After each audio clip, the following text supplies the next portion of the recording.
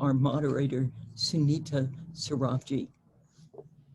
Good morning, everyone, and thank you so much for joining us each week on these Friday briefings. I would like to start out today with a novel idea. How many of us have actually been in the gig economy? How many of us have worked as independent contractors? Would you raise your hands if you've ever worked Lyft or Uber or TaskRabbit or any of it? So I see a fair number of people actually have, and that's quite phenomenal because a third of our economy, as Sandy mentioned, are now gig workers. With that, I would like to introduce Professor Veena Dubal of UC Hastings School of Law. Dr. Dubal has faced a lot of pushback for her opposition of Prop 22, which is on the California November ballot. Uber, Lyft, DoorDash, and Postmates have collectively dropped about $184 million to make sure this proposition gets passed. So Dr. Dubal, welcome, and we appreciate your comments. Thank you so much, Sunita. It's an honor to be here. Thank you all for listening today. I'm just going to begin by telling you a little bit more about myself, talking about the law, and then go into the problems that I see with Prop 22, which is frankly the most dangerous labor law that I've seen in my lifetime. So I studied taxi work and taxi workers, which is, an industry that many immigrant men in particular have long gone into over the course of the 20th century. It was an industry that in many cases provided middle-class incomes, sent people to college, allowed people to buy homes. It was primarily a unionized industry until the late 1970s, when taxi companies said that they were no longer going to pay workers, but instead charge them a lease to rent a car, and then in turn get any income that they earned on top of the lease that they paid to take home in their pockets. And so one thing about the taxi industry is that because demand was capped, because there was only a certain number of taxis that could circulate in San Francisco, for example, at any given time, and because fares were regulated by city officials, workers were able to, in most cases and during most economies, at least project or estimate what their income would be. Could I ask you just to slow down a little bit for the interpreters? Absolutely. I don't want to miss a word. Okay. No, thank you. Sorry about that. So what happened in 2012 was that Uber, Lyft, and Sidecar, which has now gone under, started operating as Francisco. They became very popular services. Regulators created laws to accommodate their business model and allowed them to operate illegally for many months. And for a few years, although taxi workers saw their competition go up and go through the roof, workers were able to rely on it for some source of income, as I'm sure many of you have, because wages stayed high. They stayed high because they were subsidized by venture capitalists, so they were artificially high wages. The companies were losing money just left and right, and continue to lose money in providing those wages. And since 2012, wages have just dropped and dropped and dropped and dropped. So drivers tell me that they make now something like 60% of what they had made in 2012, and this was pre-pandemic estimates. So what happened? So for many years, we saw very little regulation, wide-scale regulation of labor on these platforms, primarily because the companies have so much power. They prevented, through their relationships, through their lobbying, state officials from enforcing any kind of employment laws against them, and from creating any kinds of regulations that would protect workers. So in 2018, the Supreme Court decided a case called Dynamics v. Superior Court of LA that changed the test for who is an employee for purposes of wage orders in California. The result is that it became very clear that it would be difficult for Uber to argue that it was not an employer, because the test said, A, that there is a presumption of employment, and critically, B, if the worker is doing the same thing as the employer, as the hiring entity, if they're in the same business, then that person is a worker and not an independent contractor. And so the companies, again, using their significant structural and instrumental and discursive powers, tried to create a carve out for themselves from this law. But instead, in 2019, the California legislature signed or passed AB 5, which codified, put the decision that the California Supreme Court made in Dynamics, put it into the law, laws of California. Now, you all are probably familiar with this law because it ended up impacting many freelancers in, inadvertently in the journalism world in an attempt to sort of help them. But there has now been an amendment that is set to alleviate the stressors that it's put on freelance journalists, and to really, specifically stay targeted at large corporations that are misclassifying their workers. And so in August, so just last month, a California judge said that Uber and Lyft have been violating employment and labor laws, that their workers are employees, and that they should be at least provided with a wage floor and overtime compensation. And that, in fact, if you extend what the judge decided, that drivers in California are owed billions of dollars in back wages, because many people in this economy are making less than the minimum wage, are actually sometimes losing money, especially in the pandemic context where demand is so low. So can I get I can share my own screen. Oh, I'm not allowed to screen. Can my screen be shared, or my PowerPoint go up so I can? Jessica, could you please start Professor Dubal's slides? Got it. Thank you.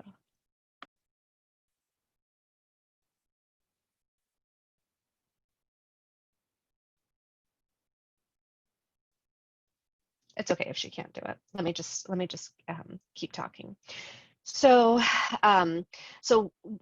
what the companies have done to get out from underneath this law and to get out from underneath employment laws more generally, is to put Proposition 22 on the ballot. Now, Proposition 22 is the most expensive proposition. Thank you. So if we could start with the third slide here. Proposition 22 is the most, stay here. Proposition 22 is the most expensive proposition that has ever existed in the history of the United States. It's $188 million. And what the companies have done is flood the airwaves, flood drivers' apps, flood consumers' email boxes to convince California voters that this is good for workers. Let me explain to you what it does. So on the left is what drivers, all workers in California get, and on the right is what Prop 22 gives them. So the most critical thing that Prop 22 does is it removes time-based wage protections. So workers will only get paid for time when they have a rider assigned to them, which puts them at pre-pandemic time period when demand was high, puts them at earning roughly $5 an hour. So it is a roughly $5 an hour hourly guarantee.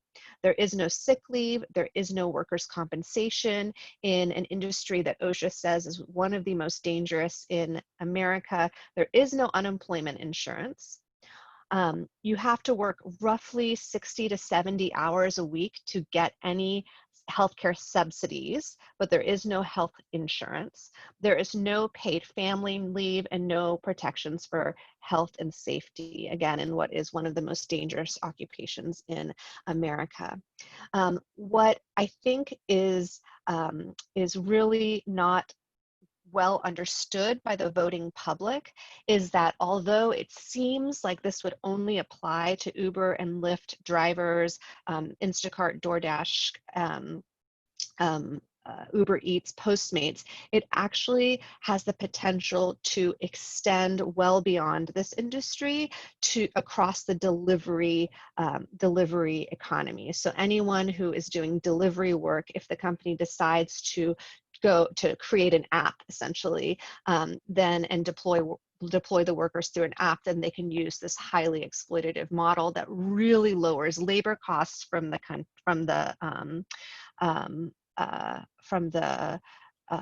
company and cuts the ability of workers to make a living. And I have a question here about, are we only talking Uber and Lyft here, or is this going to impact all contract workers? So it only, the way that it's written for transportation network companies. So that's like Uber and Lyft and other companies that try and compete, and delivery network companies. And so that's basically any delivery company that uses an app to deploy work. So that includes Postmates, DoorDash, Instacart, etc. But it also could grow to include many, many other companies. So you can imagine that because this lowers labor overhead so dramatically that other companies will reorganize their operations to fit into this model of delivery network companies. So in that sense, it's really, really dangerous. So I'm getting a ton of questions, but I will answer them in a second. Let me just get through the. Vina, we have a question and answer period after your presentation. Great. Yes. Okay, I will get through them. Next slide, please.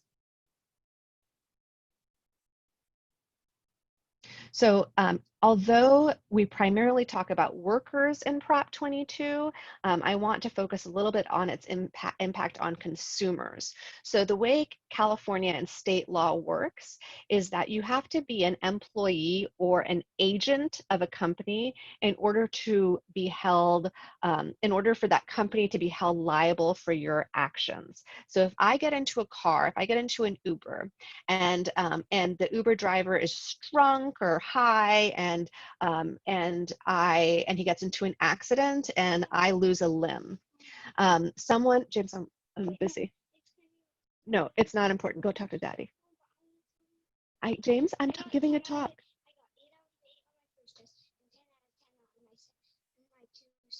That's awesome. High five. He got 100% on both of his tests.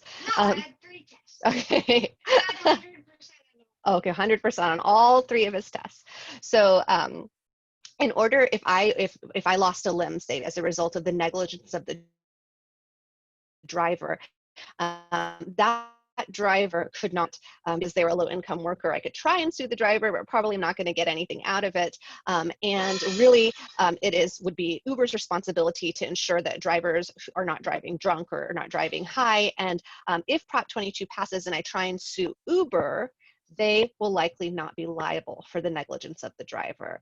This also disincentivizes the companies from taking precautionary and preventative measures to ensure that their services are safe, because anything they do to control the drivers, like make them take periodic drug tests or ask them to attest to the fact that they are not drunk every time they log onto the app, anything that they do to try and make riders safe would make them would raise their liability. So it disincentivizes the companies from actually making these services safe, and really creates undesirable and unsafe environments for the consumers themselves. Next slide, please. So I just want to note, these are the people who have taken yes positions on Prop 22, and these are the people that have taken no positions on Prop 22. Much of what the Yes on Prop 22 campaign is relying on is misinformation.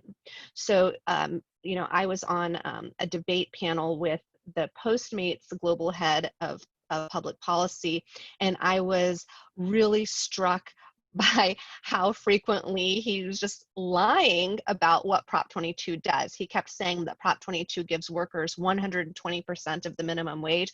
That is not true. Prop 22 gives workers 120% of the minimum wage only for engaged time. So only for time that people have someone assigned to them. During the pandemic, that time was about 20% of the time that people were spending on the app. So people who were driving, spending their gas, paying for hybrid insurance, wearing and tearing on their car, they were actually losing money when they were driving, all said and done.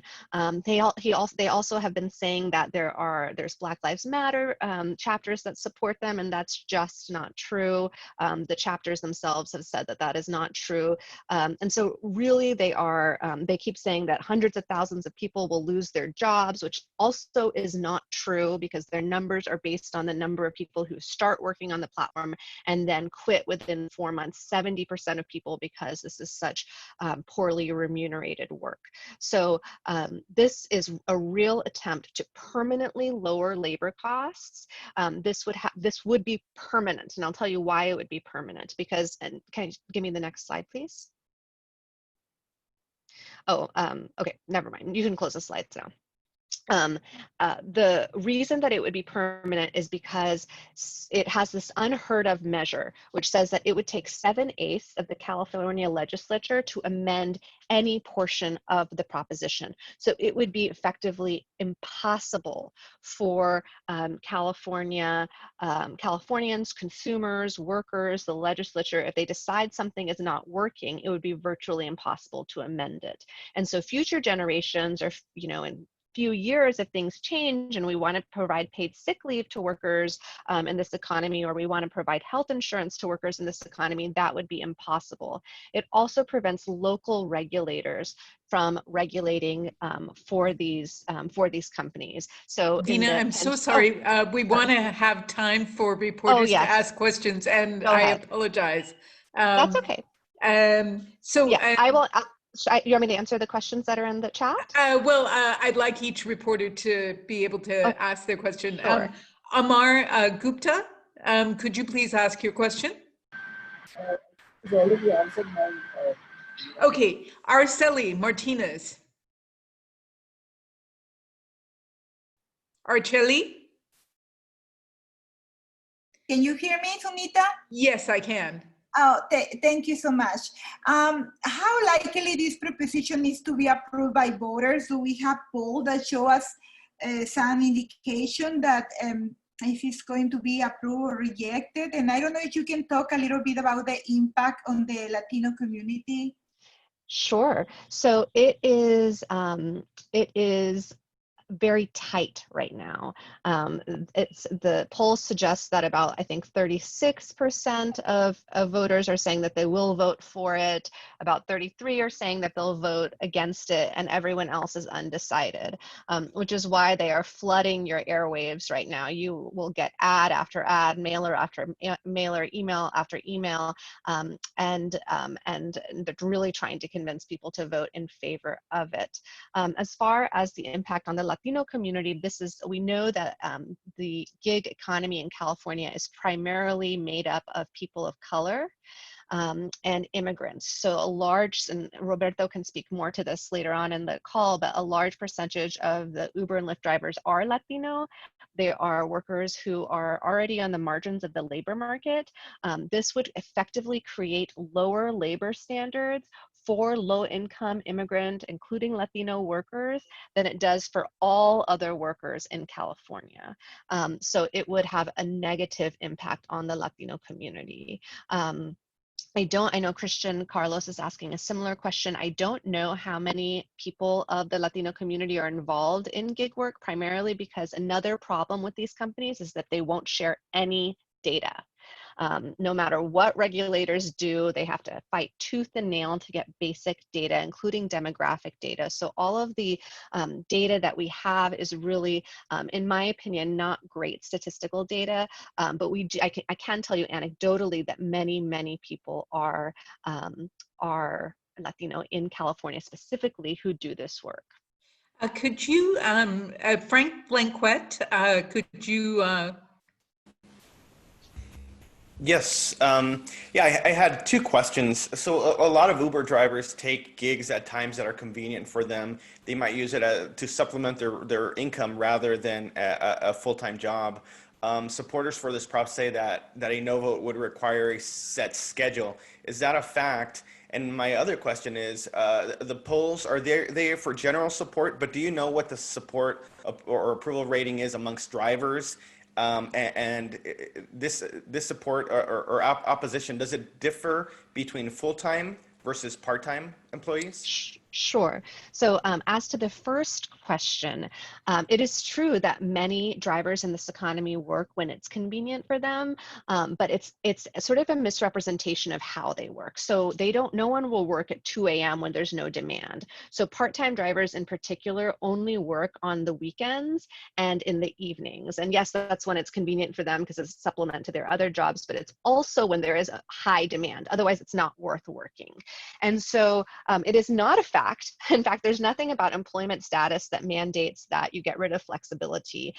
What I have argued in my own research and work is that, in fact, these companies rely on people who need to work when they can. And so if they put in set schedules, they would lose all of these workers. And so they have a huge incentive to keep flexibility on the table. And although they are threatening that they will take flexibility away, they have not done so in other markets. Again, because they rely on workers who themselves need scheduling flexibility. As far as the polls with regard to how drivers feel about this, there is no good data. I have written significantly critiquing the existing data, in large part because Uber will say, oh, 3/4 of drivers want to be independent contractors, or they want Prop 22 to pass, but that is extremely methodologically flawed because they're asking these drivers these questions under duress. So if my employer sends me an email that says, do you want to support what we want to support, or are you taking a position that's against us? Of course, I'm going to click that I'm supporting Prop 22. I study a driver group called Rideshare Drivers United, which is roughly 20,000 driver membership in California. And those drivers, many of whom are homeless, who are living, who are housing insecure, who are hunger insecure, these people have been working so hard without any remuneration to fight this law. And they've been doing polling, and maybe Roberto, I don't know if Roberto has been involved in any of the polling, but because he's from San Diego, but in San Francisco, the drivers that I study have been, not polling, I'm sorry, they've been doing phone banking. So they've been doing phone banking with other drivers, and they say that across the board, not overwhelmingly drivers are against Prop 22, but they are really afraid of what these companies will do to them if they don't get their way.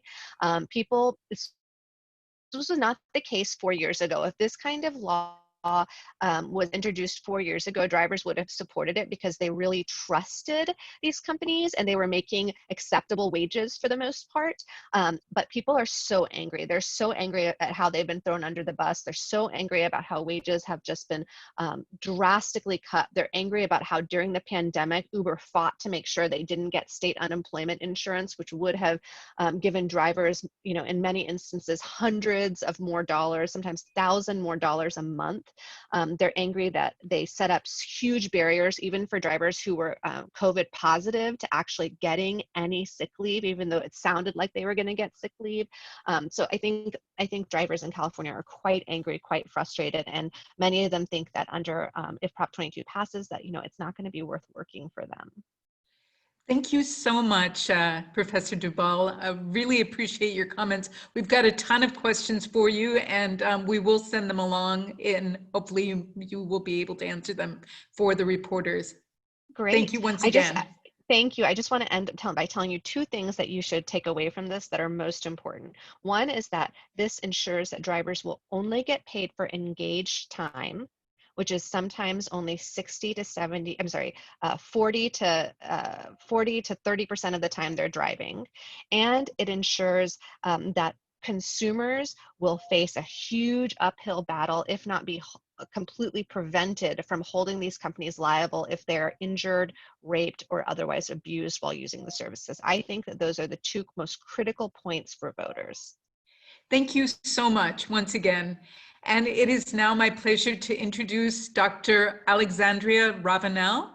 Dr. Ravenel, as Sandy mentioned, is the author of Hustle and Gig. It is a pretty seminal book. Dr. Ravenel, I read your book last year, and I was really awed by some of the people that you interviewed for the book. So please go ahead. Okay, thank you. Well, it's so great to see faces of people that I don't live with. So it's great to see all of you. Also, I used to be a reporter, so getting to be around a bunch of reporters is like being back in a newsroom, the COVID version. So thank you so much for that lovely introduction. A little bit of context for Hustle and Gig. Hustle and Gig, Struggling and Surviving in the Sharing Economy, is actually based on— Dr. Ravenel, I'm so sorry, but could you speak Slow slowly down. for our interpreters? Sorry, I'm used to teaching. It's like Yes. shove as much in as possible. So Hustle and Gig is based on interviews with nearly 80 gig workers for 4 services: Airbnb, Uber, TaskRabbit, and Kitchen Surfing, which was an on-demand chef service that actually closed, and I had nothing to do with the closure. So right now, I'm actually working on 2 projects, and I'm happy to answer questions about both of them. But I'm doing research right now that's funded by the Ewing Marion Kaufman Foundation, looking at elite gig workers, so workers who make at least $100 an hour or $1,000 a day. And then what I'll be mostly talking about today actually is a National Science Foundation, NSF funded study looking at the impact of COVID on precarious and gig workers, specifically in New York. I chose New York because it was an early epicenter of the virus, and I'm in New York right now. So extra bonus round there. My study looking at COVID on gig workers is a longitudinal project. So I did about 200 interviews with some grad students beginning in April and going through July. And then we will be following up with those same workers later this fall to look at the longer term impacts of COVID on their livelihoods, on their professional futures, on them socially and emotionally. And I will hold most questions until the end, but yes, the $100 an hour gig workers are doing management consulting. I call it McKinsey meets the gig economy. So it's a very different type of gig work. Right now, quite frankly, is not a good time to be a gig worker. Many gig workers are very vulnerable. They're in jobs that carry a high risk of exposure to COVID because they are often working in close proximity with strangers, whether they are driving strangers in their personal cars or being asked to go into a stranger's private home to do, for instance, TaskRabbit organizing or cleaning work. We've also seen that gig workers are in jobs that have been especially vulnerable to a massive decrease in demand. So we saw this, of course, with Uber and Lyft drivers, but also other gig workers. So dog walkers saw most of their business dry up. TaskRabbit workers who were doing cleaning, who were doing personal errand running or personal assistant work, their work dried up. Airbnb hosts, their work dried up. In fact, I've spoken to a number of Airbnb hosts who have actually started closing down their listings because they cannot afford to keep them open anymore. So this has very much been a lose-lose situation for the workers. The work is dangerous and there's little demand. But there has been increased demand in some areas, specifically in terms of demand for workers on food delivery apps such as DoorDash and Uber Eats and Grubhub, and in grocery shopping apps like Shipt and Instacart. But with that increased demand is also coming an increased supply. So workers who were using these apps previously are now seeing increased competition. And what they thought of as a fairly dependable source of income, now they might be on these apps for hours, hitting refresh and never getting anything because it's the newest round of people that are able to grab those requests. And this is what I'm going to spend the rest of my time talking about today. You know, a couple of months ago, back when workers were still getting that $600 a week supplement, there was a lot of attention being paid to workers who were making more money on unemployment as opposed to working. And some people said, oh, this is so, they'll never want to go back to work. I, of course, was one of those people, along with Vina, saying, this means they're not getting paid nearly well enough in those other jobs. We should focus on increasing those wages overall. The workers that we have interviewed who were making more money on unemployment with that supplement have actually used this opportunity to start developing businesses, taking online classes, and trying to develop careers that are not gig-based. But in my research, I've also found that a number of workers have actually turned to gig work from previously more stable employment because of their experience of unemployment. And so we found that workers have turned to what we call the side hustle safety net because they didn't know that they were eligible for unemployment. They didn't want unemployment because of a stigma associated with it, or because they simply could not wait any longer for their unemployment benefits. So I want to talk about those three groups of people because I think there are some really interesting stories there.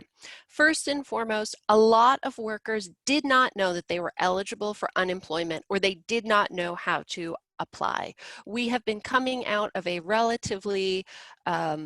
period of relatively low unemployment, more than full employment, and many workers didn't understand how the unemployment system worked.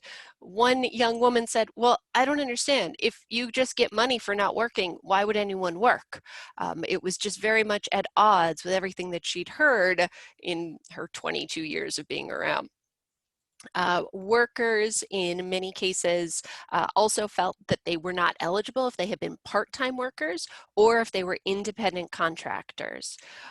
Workers who were getting paid under the table or who were being paid cash also felt that they probably were not eligible and in many cases didn't attempt to apply. And especially concerning are the situations of immigrant workers, many of whom believed that they were not eligible for any type of unemployment funds, and instead they were turning to public assistance programs as an alternative. And many of these workers are documented, they are green card holders, but they were worried about what turning to unemployment might mean for them in terms of obtaining future citizenship. We also had a number of workers who did not want to apply for unemployment. They felt that it was stigmatized. They had heard all of this rhetoric about being dependent on the government, and they felt that a job was a job, even if it paid less than unemployment. For some workers, getting a job in the gig economy was actually considered to give them a sense of destiny control, even though it really was kind of raising potential problems for them. And in some cases, it was considered to be an alternative to being trapped at home, especially in New York, where many of those homes tend to be a little bit smaller. They tend to be crowded. You might have multiple generations living in relatively close confines. And then our third category are these workers who could not wait. These were individuals who pursued gig employment because they felt unable to wait for unemployment assistance. They were waiting 3, 4, 5, 6 weeks. They would get some money, then they'd be told they didn't qualify. Then they'd get some more money and be told they didn't qualify again. Some of these workers are truly turning to gig work as an occupation of last resort. They are desperate to feed their families. They've started going to food banks. They have been waiting in pantry lines, and this is the only way they can think of to get money for their landlord and to feed their families. So this pandemic means that we've seen a number of workers turning to the side hustle safety net when they experience job loss or a slashing of their work hours. Now, I was also asked to talk a little bit about demographics. It's really difficult to get any type of demographic numbers about the number of workers in the gig economy. There are federal studies saying that 1/3 of workers are turning to some form of gig work, but that's not necessarily just platform-based. So if an individual is mowing lawns around their neighborhood and getting paid in cash, that qualifies as gig work. One famous study done by Uber actually defined an active driver as anyone who had given a ride in the last 6 months. Now, I don't know about you, but if I don't show up to work for a month, I'm no longer affiliated with my company, my school. But Uber, 6 months, we'll still count you. Okay. Also, demographically, again, we can't get the information from the companies. Workers move in and out of these platforms.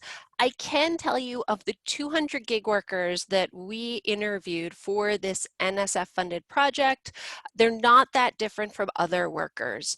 28% had some college, 36% had a bachelor's degree, 18% had at least some graduate school, and that actually included a handful of workers with doctorates, including a physical therapist whose hours were cut, and she was doing Instacart and Shipt and Uber Eats deliveries.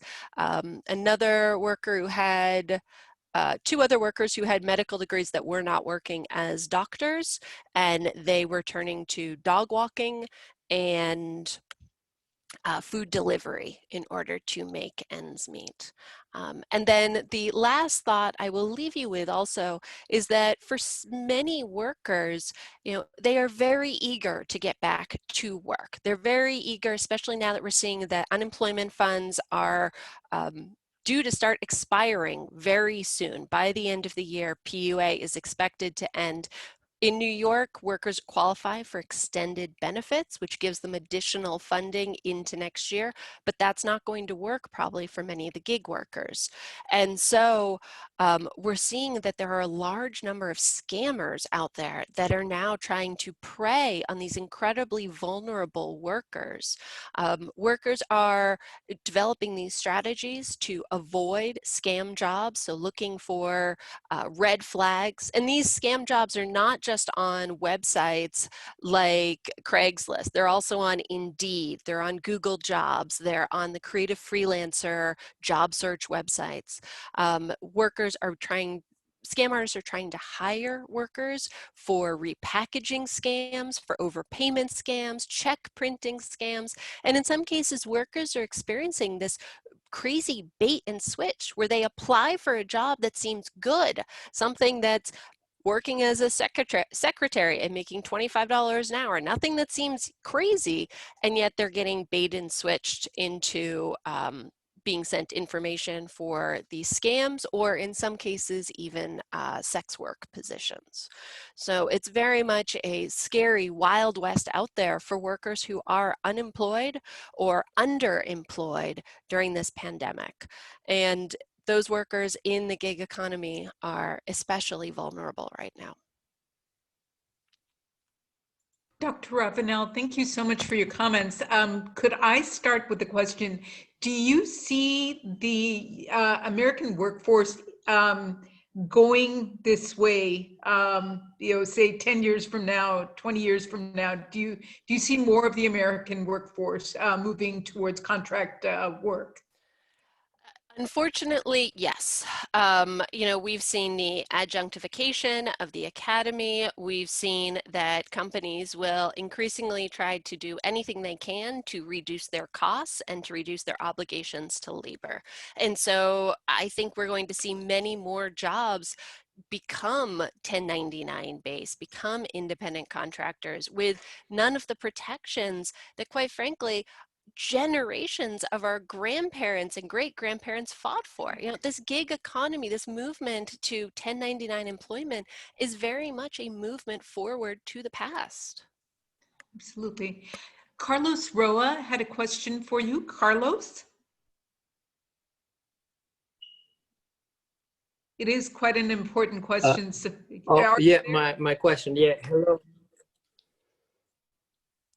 Hello. Is there, hi, hola. Is there some way to come up with a plan to migrate those workers who depend on gig economy as primary income to jobs that are not so underpaid and unrewarded? Is there a way to migrate them over, find them more stable jobs? Yes, I think that's what Carlos was That's my asking. question. Yes. Yes. So this is interesting. Sunita mentioned Hustle and Gig at the beginning. I've done follow-up work with the individuals that I interviewed for Hustle and Gig. And everyone that I interviewed then back in 2015 said, this is temporary work. I'm just doing this for a little while, get my feet underneath me, and then I'm going to move back into stable employment. And when I followed up with them in 2019, before COVID, a considerable number of them were actually still in gig employment. And so workers who are older, and in this case, older means past 40, or workers who are minority seem to be more likely to get stuck in gig work. That this is a long-term concern about what that's going to mean in terms of their life chances and futures. In terms of moving workers off of gig work and back into stable employment, we know that if a worker is unemployed for more than 8 months, the likelihood of them getting back into stable employment is exceptionally low. And so this is where we probably need to see a larger governmental effort to sort of renew something like WPA, right? We need a jobs program to help these unemployed workers get back into more stable employment, because once they have that stable employment, then it's going to be much easier for them to move back into a private workforce. And so that's something we should definitely be spending a lot more time on. When we do follow-up interviews with the workers later this fall, we'll be asking of them to also think about what they think government should be doing to help them, or what would help them to get back on their feet. So I'm really glad you've asked that question. We have a question from Sandy Close and then one from Henrietta Burrows. Dr. Ravenel, are you able to stay on for both? Oh, yes, yes. Thank you. Sandy, please ask your question, and then Henrietta. Okay, very quickly, would providing universal health care cut into the incentive companies have to go the gig economy direction? That's an interesting question. I think yes and no. So healthcare is expensive, but we've seen that a large number of companies have actually done things to reduce the number of hours that their workers have. So very famously, a lot of colleges and universities, they gave their adjuncts a number of classes. And then when the Affordable Care Act gets passed, all of a sudden they say, no, you're only allowed to teach 1 or 2 classes a semester. We have to keep you below the 30 hours so that we don't have to give you health insurance. And so I think if anything, one of the most important things for workers right now is holding on to their health insurance. I think universal health insurance would do a lot to improve the situation of many workers, but I think that we need to continue having other things. So for instance, Social Security contributions, workplace protections, these all come with W-2 employment and are left by the wayside with independent contractor status. Thank you. And Henrietta, could you please ask your question? Yes, thanks, Anita. I'm concerned about the scammers out there, and I'm wondering, those being approached, are they sent off for in-person interviews? And also, is there an application that they need to fill out where they would have to put their personal information? Good Yes. question. So fortunately, none of the workers that we've interviewed have had face-to-face interviews with the scammers. The scammers are all operating online. But some of the scammers are using job application websites. And so they'll ask somebody to fill out job applications. In some cases, and actually this has come up several times, workers are sent a credit report form, and they're told that they have to fill out this credit report form, complete with Social Security, birthday, home address, and that they have to have their credit run. And some of the workers I've interviewed have said, well, I have really good credit. I'll just send you, I have that credit tracking app. I'll send you my credit score. And they're no, no, no, we need you to fill it out in our proprietary form. So they're obviously just doing this to steal people's identities. Workers who actually respond to the scammers and say, oh, I don't have good credit, they're told, well, it doesn't really matter. We just need this for our records. Translation, we don't care if you have good credit or not. We're just going to steal your identity anyway. So yes, it is very dangerous. Oh, and you've met sex workers. There is, so we've had a couple of workers that have been solicited online to become sort of private sex workers in someone's home. So they apply to be a nanny, and then it becomes send me your photo. Oh, I want you to do these other things. Another worker was solicited. She applied for one job and she applied for multiple jobs, but 3 times the same individual calls her back and says, no, I want you to watch porn with me. She says, you mean you want me to review porn? Like, it's pretty bad financially. I'll review porn. That's fine. He says, no, I want you to watch it with me on Zoom so that I can presumably enjoy your reaction to whatever we're going to watch. And she, of course, rejects that. Another young woman very much got preyed upon, quite frankly. She wanted to become a massage artist, and she signed up for a massage therapy school and wanted to get experience. And when we interviewed her over the summer, the massage parlor that she was working for had told her that it was okay that she didn't have any experience. The people were paying cash, and she assured us that it was all fine because there was a bodyguard downstairs. And when we follow up with her later this fall, we're expecting to hear that she has realized what's really going on there. Dr. Ravenel, thank you so much for being on this briefing with us. We really appreciate your comments. The name of Dr. Ravenel's book is Hustle and Gig. Thank you again. And our final speaker is Roberto Moreno. He has been a driver for both Uber and Lyft, and will offer a personal perspective on what it has meant to work for both those companies. Mr. Moreno, welcome, and thank you for joining us. Thank you. And apologize beforehand if I jump all over the place on the topic. But, no worries. As you stated, I started back in 2017 in August. And prior to that, I was on a waiting list to start driving for Uber. I was told by my friends who drove for Uber that they were making pretty good money, especially supplemental for their full-time job. And like Vienna stated, most the best hours were on the weekends and at night.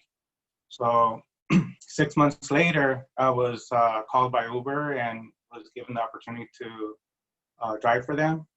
And I wasn't the only one. Thousands of other drivers were taken off waiting lists and were given the opportunity to drive. And we were even offered to get non-expensive leases through Uber XL or Avis or Hertz, who they had partnered with, so they could get more drivers on the road. especially with newer vehicles. It didn't matter if he didn't own a vehicle or he had a junker, you were offered those opportunities as well. And then after that, we started noticing that the applications were saturated with drivers throughout San Diego County. And we come to find out that, you know, Uber and Lyft were having a battle for turf. So because we were considered as free human capital, it didn't cost them a dime except for the background checks, the supposed background checks. Because we later come to find out that even though they sent them out, they weren't really done. And so we had bad individuals driving for Uber and Lyft. And so we ended up having to work more hours than we were normally accustomed to working. So not only that, if you were working 60 hours, 80 hours, 20 hours or 15 hours of that time was spent driving around with no ride. You were on the app driving around, but you know, you were just spinning the wheels and your time and gas and spending gas. So later on after that, we started also noticing that our pay started going down. It went from 15% to 25%. And that was around the time that Uber and Lyft started their new project with the scooters. And we felt that the reason that the fees went up to 25% of the rides was because we were covering those fees instead of the company and their investors. You know, the drivers were the ones paying for that project. Not only that, we also noticed because passengers started getting privy of the shenanigans Uber and Lyft were doing to their drivers, and they would ask us, you know, how's, you know, working for Uber and Lyft doing? Is it true that, you know, you guys are not getting tips or you're getting less pay now? And because a lot of the passengers were open to this and they were sympathetic to us as drivers, you know, they would even share how much they were charged. So there was times where we would find out that on our app as drivers, Uber stated that they charged the passenger $40. In reality, the passenger would tell us that they were charged $55.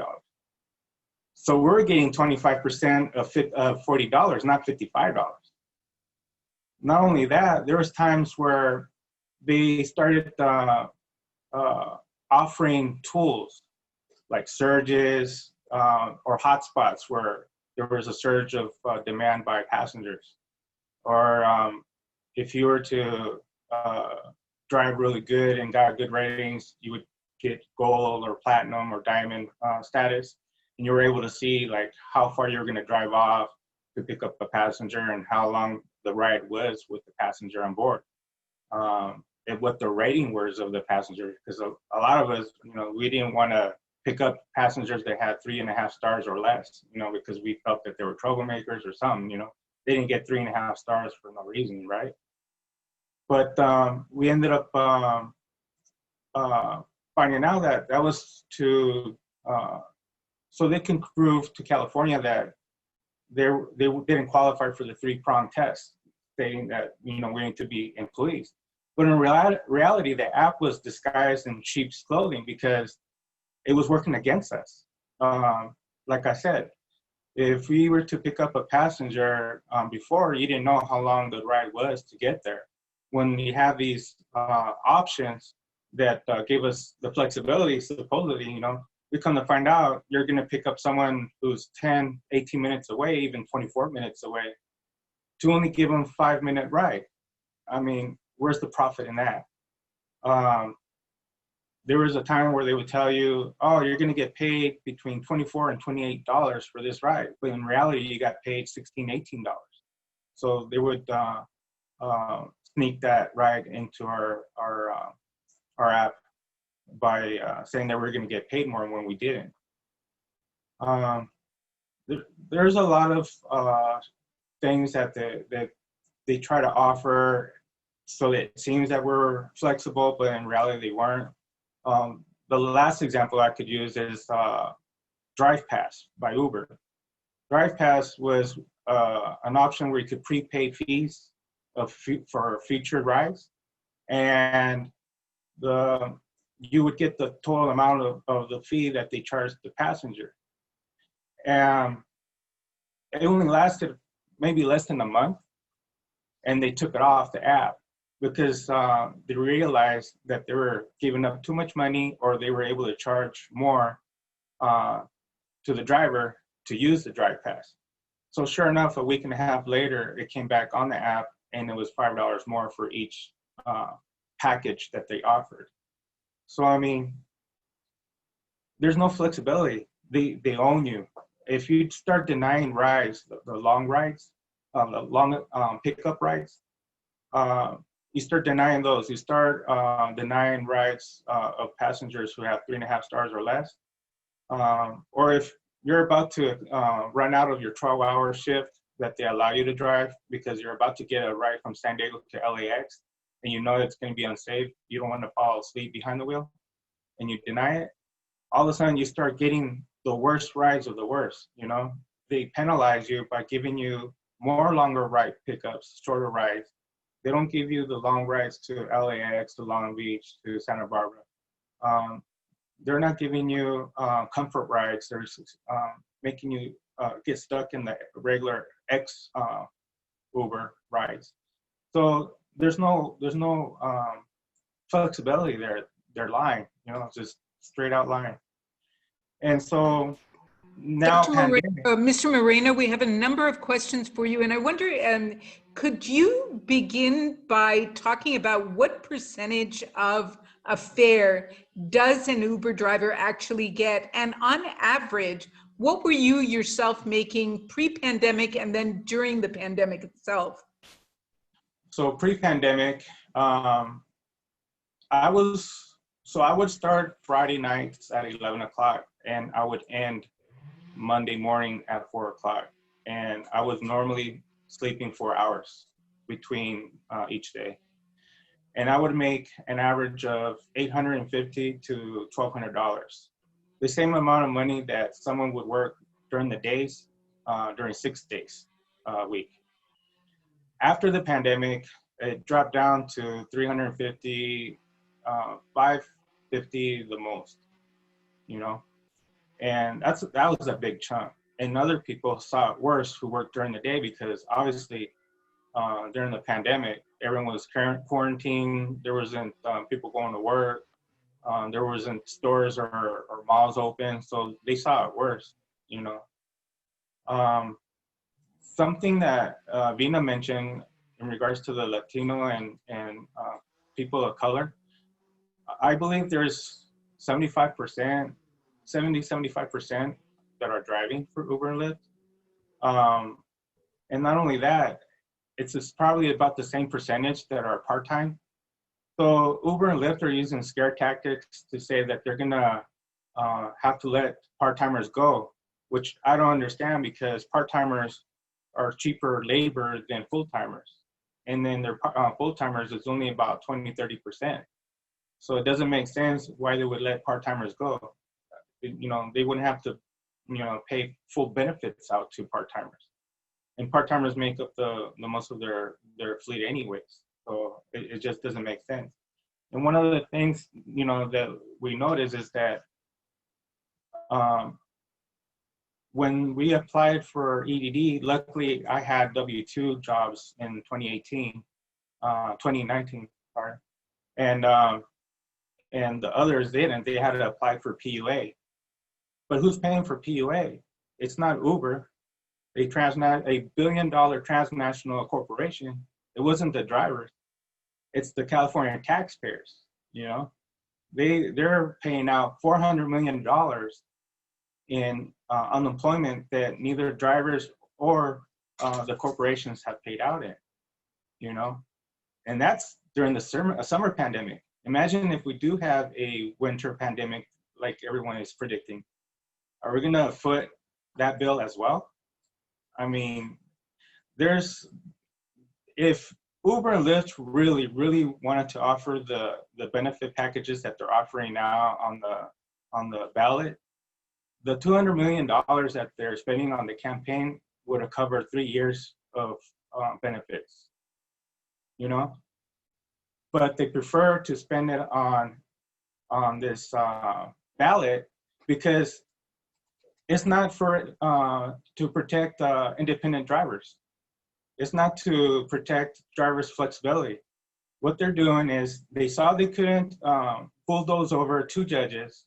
They saw that they couldn't get Lorena Gonzalez on board. And that's why we have AB 5. So now they want to spend $200 million on this campaign so they could invent and create the new law to skirt around basic benefits for employees. Not only that, I mean, right now we're talking about drivers, but after November, if Prop 22 passes, I believe we're going to be talking about teachers, nurses, welders, grocers. We're gonna be seeing that on the apps, you know, and all of those people are going to be in the same boat as the drivers as we are now, you know. And it's just unbelievable that you had the Black and Latino Chamber of Commerce on board, and it's even more disgraceful to see the Si Se Puede Foundation, because minorities are being hit more with this. We had drivers that that didn't qualify for EDD. So what they did is they tried to apply for personal loans at the banks, and guess what? The banks told them, "You're in the red. We can't loan you." You know. And Mr. Moreno, may I ask you to make a few comments in Spanish for Spanish media that are on the call? Okay. If I'd rather answer their question, so I could. If you wouldn't mind making a few comments about Prop 22 in Spanish for the Spanish media, that would be terrific. Okay. Pues buenas tardes, ya a esta hora ya es buenas tardes. Respecto a la propuesta 22, nomás para decirlo en corto, la propuesta 22 no es para proteger a los choferes, para que sean independientes y flexibles. Más que nada, Uber y Lyft están diseñando un modelo de empresa para poder modelarlo para otros sectores, no nomás para choferes, pero para enfermerías, para los que trabajan en las tiendas, los que trabajan en soldar. Esos son los trabajos que posiblemente después de noviembre, si pasa 22, se puede ser afectado. Eso es la razón que Uber Lyft está invirtiendo en la propuesta 22 para proteger sus futuros negocios, no a los choferes. Y la verdad, ese dinero que están invirtiendo en la propuesta, si en verdad querían proteger la flexibilidad y los choferes, hubieran invertido ese dinero hace 3 años y hubiéramos tenido los beneficios que estamos demandando ahorita. Y la verdad no lo estamos recibiendo ni ahorita ni después de noviembre. Thank you. We have a question from Arceli Martinez. Arceli? Sunita, es para el señor Moreno. ¿Por qué los latinos que pueden votar deben votar a favor de esta proposición? Could you answer that question in English, Mr. Moreno? Yes. So they should vote no on this proposition because we need the benefits. We don't want to depend on public assistance while we're working for multi-billion-dollar corporations and transnational, because they're not just in Canada and United States, they're also in Mexico and all over the different parts of the world. So it's not just that. We also need to provide W-2s in order to be able to rent a house, buy a house, or rent an apartment. Imagine also if we have kids that are about to go to college and they want to apply for a grant or assistance, how are we going to prove to them income if we're not given a W-2, we're given a 1099?